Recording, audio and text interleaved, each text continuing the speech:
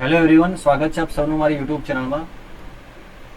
આજના લેક્ચરમાં આજે આપણે ચર્ચા કરવાના છીએ બેઝિક કોન્સેપ્ટ ઓફ ઇલેક્ટ્રિસિટી. તમે એ જોઈ શકો છો બેઝિક કોન્સેપ્ટ ઓફ ઇલેક્ટ્રિસિટીના વન લાઇનર ક્વેશ્ચન કેવા હશે? વન લાઇનર હશે, જે તમારે ડાયરેક્ટ એના જવાબ યાદ રાખવાના છે, ડાયરેક્ટ એના આન્સર તમારે યાદ રાખવાના છે.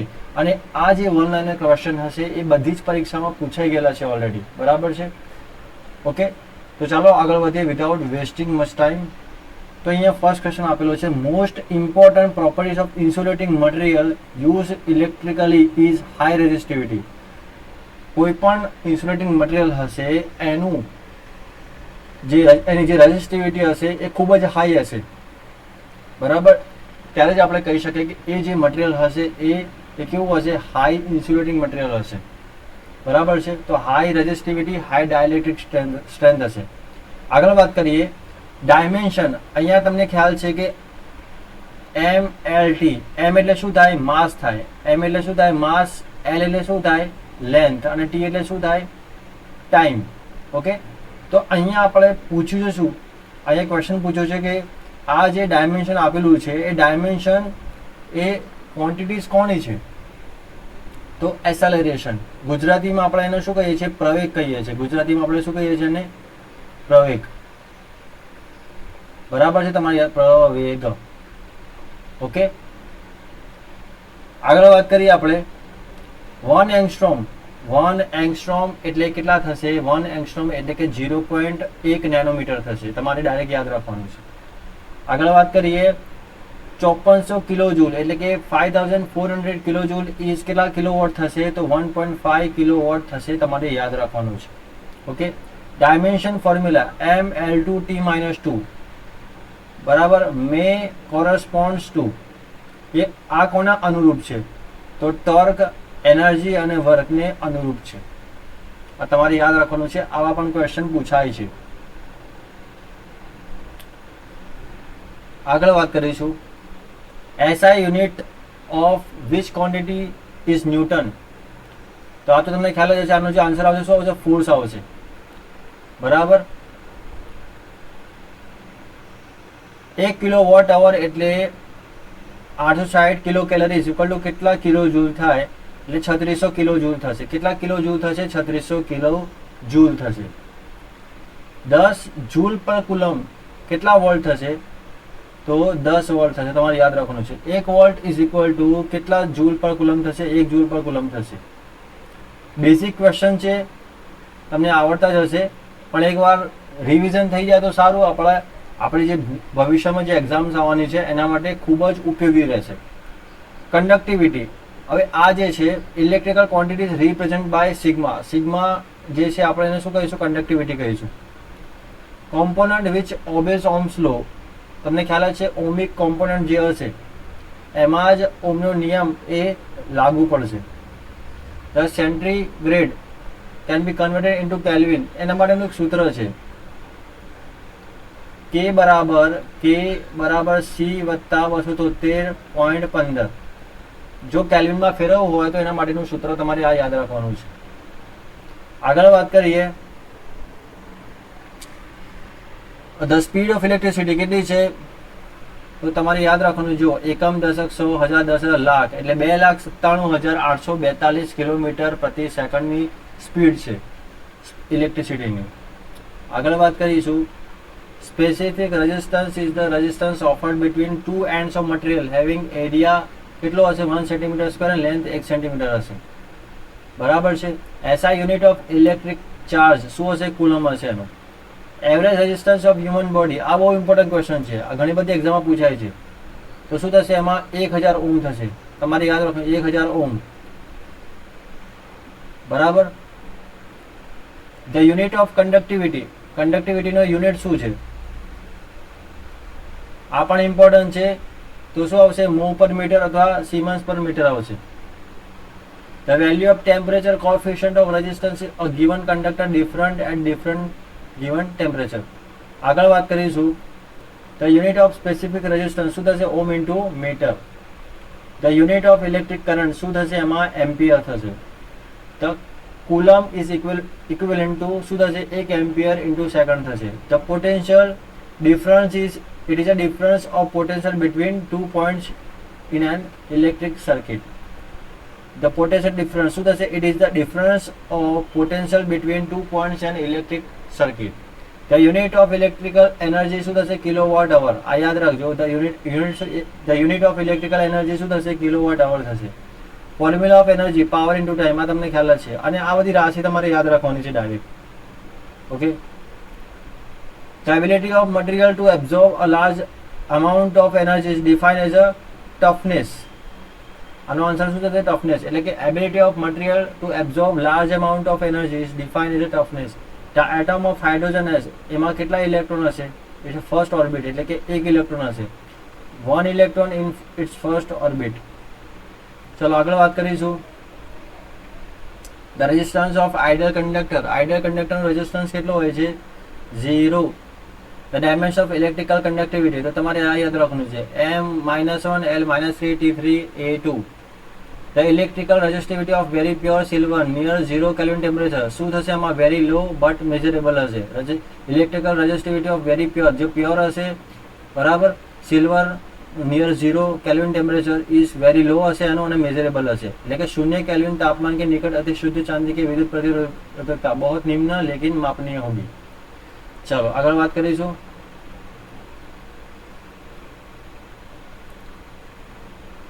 which element has a highest conductivity? highest conductivity કોની હોય છે? બધાને ખબર જ છે. કોની હશે? સિલ્વરની હશે, ચાંદી. ચલો આગળ વાત કરીશું. The best conductivity which type of copper is suitable? Pure annealed copper. આ કોપરનો આપણે યુઝ કરીશું તો એની બેસ્ટ કન્ડક્ટિવિટી હશે. Magnet type of material suitable for making standard resistance. Standard resistance બનાવવું હોય તમારે તો એના માટે જે મેંગેનીન ટાઈપ ઓફ મટીરિયલ વધારે સુટેબલ હશે, જો સ્ટાન્ડર્ડ રેઝિસ્ટન્સ તમારે બનાવવો હોય તો.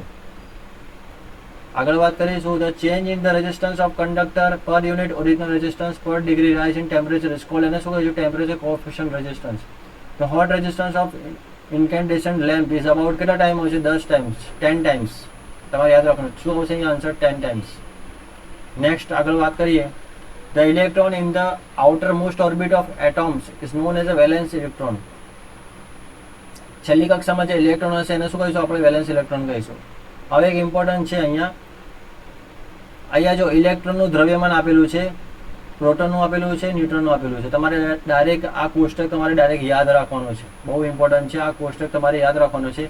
આ કોષ્ટકમાંથી તમારે એસએસસી જેઈમાં તમને ખૂબ જ ઇમ્પોર્ટન્ટ તમારે એક્ઝામમાં પૂછાય એવું છે આ. અને એસએસસી જેઈમાં 10/12/2020માં પણ પૂછાઈ ગયેલો પ્રશ્ન છે. શિફ્ટ 2માં આ કોષ્ટકમાંથી ક્વેશ્ચન પૂછાયો હતો. ઓકે, તો તમારે યાદ રાખવાનું છે. ચલો આગળ વાત કરીશું. The resultant charge in a body is whenever the number of protons equal to number of electron. એને 0 ચાર્જ, આમાં ચાર્જ કેટલો હશે? 0 ચાર્જ હશે. Resultant charge in a body whenever the number of proton બંને ઇક્વલ થઈ જશે, proton અને electron, તો એનો ચાર્જ શું થઈ જશે? 0 થઈ જશે. આગળ વાત કરીએ. one of the parallel resistor in any parallel circuit is removed from the circuit, then total resistance શું થશે?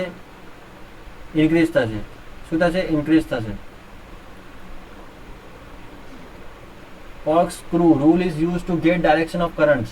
આ જે એક રૂલ છે, એ રૂલથી, એના રૂલની મદદથી આપણે ડાયરેક્શન ઓફ કરંટ, કોઇલના અંદર જે કરંટની ડાયરેક્શન હશે એ ફાઇન્ડ કરી શકીએ. ઓકે, ચાલો આગળ વાત કરીશું.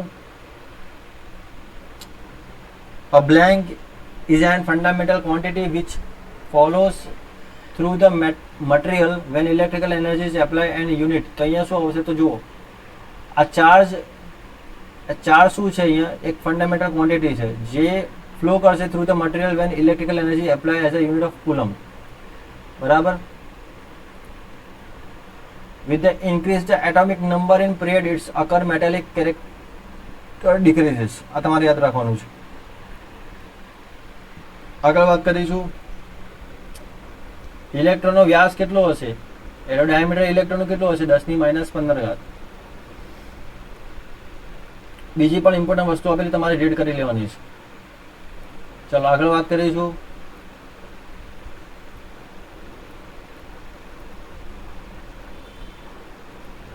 The law governing the force between electric charge. આપણે અહીંયા આની વાત કરીશું.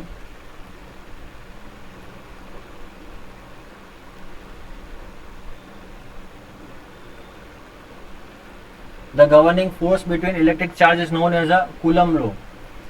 અહીંયા શું આવશે આન્સર? Coulomb law આવશે. The condition for applied Ohm law is a constant temperature. Ohm's law ક્યારે લાગુ પડશે? જ્યારે ટેમ્પરેચર કેવું હશે? કોન્સ્ટન્ટ હશે. અહીંયા જો અહીંયા શું કહે છે 12.25 એક ક્વેશ્ચન આપેલો છે, ઇલેક્ટ્રોન છે બરાબર. આ તમને ફોર્મ્યુલા ખ્યાલ છે, I = શું થશે? Q by T. Q = શું થશે? Ne by T. આ ફોર્મ્યુલા તમે યુઝ કરશો તમને જવાબ મળી જશે. ચલો નેક્સ્ટ આગળ વાત કરીશું. જો ઇલેક્ટ્રિસિટીના પ્રકાર કેટલા હશે તો તમારે યાદ રાખવાના છે. એક તો સ્ટેટિક ઇલેક્ટ્રિસિટી હશે, બીજી હશે ડાયનેમિક ઇલેક્ટ્રિસિટી. સ્ટેટિકમાં શું હશે? Current electricity. બંનેમાં કરંટ ઇલેક્ટ્રિસિટી, પણ અહીંયા ડાયરેક્ટ કરંટ હશે ને અહીંયા ઓલ્ટરનેટિંગ કરંટ હશે.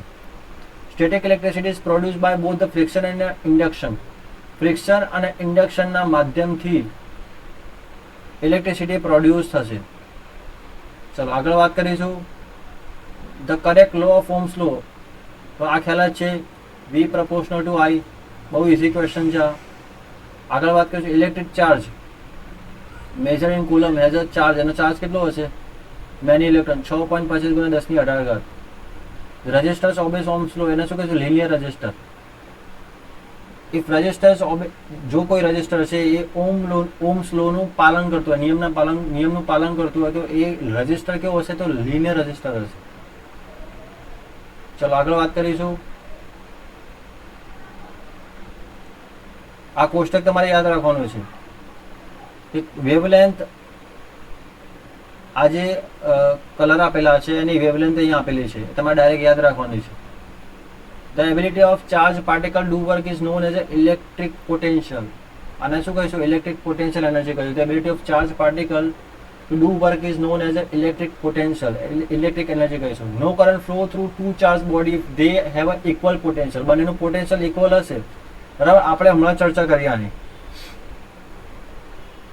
નેક્સ્ટ આગળ વાત કરીશું. The case of projectile motion where the kinetic energy minimum at the highest point. આ તમારે યાદ રાખવાનું છે. એટલું ઇમ્પોર્ટન્ટ નથી આ ક્વેશ્ચન, પણ ખાલી યાદ રાખવાનું છે. ચલો આગળ વાત કરીએ. Group of passive device only. Passive device કયા કયા છે? તો ટ્રાન્સફોર્મર, રજિસ્ટર, કેપેસિટર અને ઇન્ડક્ટર. આ બધા પેસિવ ડિવાઇસીસ છે આ. ચલો આગળ વાત કરીશું.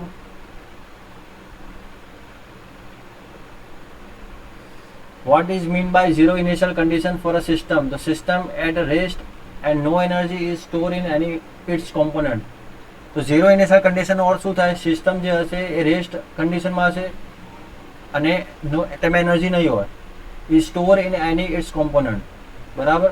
सिस्टम के लिए शून्य प्रारंभिक स्थिति का क्या अर्थ है? तो प्रणाली स्थिर है और इसके किसी भी घटक में कोई ऊर्जा संग्रहित नहीं है. तो આજે આપણે આટલા સુધી જોઈશું. નેક્સ્ટ લેક્ચરમાં આની આગળ જે કંઈ પણ ક્વેશ્ચન છે એની ચર્ચા કરીશું. Okay, thank you for watching this video.